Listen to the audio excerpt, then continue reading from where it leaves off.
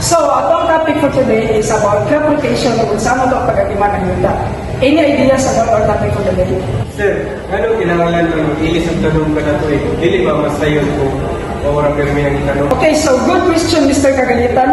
So, kung mag-focus na sa isang tanong, makawagtang gili sa sustansya sa yuta. So, maong kinahanglan na ito ang crop rotation para mabalik ang sustansya sa yuta. So, sir, magtanong na ako dahil nga tanong matag ko na ako, sir. Yes, exactly, Mr. Bisera. Like example, anong tawid? Pwede na ito siya ilisan ng legumes para ang legumes may mabalik as nitrogen sa yuta. Ang mauday nga makawir ang yuta sa mga sitwasyon. Yes, Mr. Robbins. Mora na siya paghatag o pagkain sa yuta para mabuhay siya ang yuta.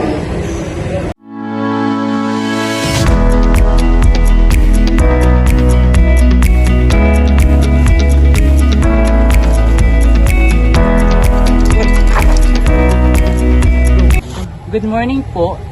Kumusta ang status sa inyong mais karon? Kanang naalang ko'y concern ba? Kanang taga-tuig mong gud may katanom sa mong mais unya karon kay gamay among ani. Bisan og daghan mig abono gibutang mga daot na lang gid among yuta. Tingali kailangan na guro ninyo mag crop rotation. Crop rotation? Unsa na?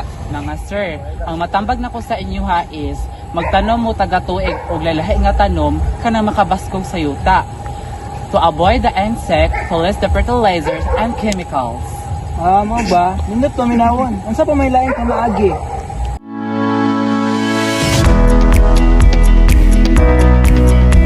Mayong adlaw. Good morning po. Ako di ay si Dr. Libri. Gikan ko sa Agricultural Research Center. Importante gyud ang pag-atiman sa atong yuta. Gawas sa pag-crop rotation, need po nato ikuan po natay gina pamaagi sa unsang pagkuan sa atong yuta.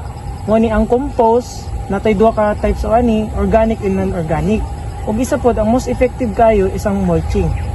Sir, unsa man ang mulching? Ang mulching, mo ni siyang pamaagi para dili-dali mauga ang yuta.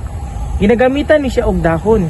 Og ang gwapo pod ani is dili-dali maglapok ang yuta o maka-avoid ko siya erosion sa atong yuta. Wow, sayon raw, epektibo pa.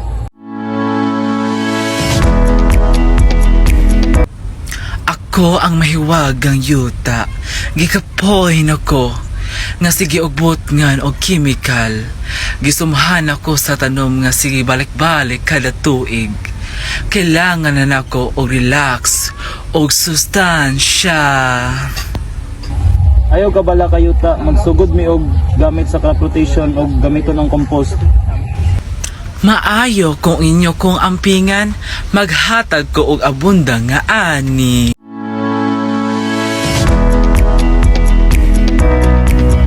Nadunggan na nako ang tanan. Sukad karon magbuhat ta sa maayong pamaagi sa pag-atiman sa yuta, crop rotation, composting ug mulching. Oo, tudloan na to ang atong uban pang mag-uuma sa atong baryo.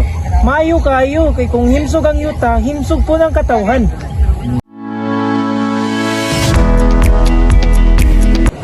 Okay, class, unsa man nilutong lagi ka sa itong pag-leksyon about sa crop rotation o kung saan ito pag-atiman sa yuta, hangtod niya naabot mo sa field. Healthy soil, healthy crops, and healthy people. Care for the soil, and the soil will care for you.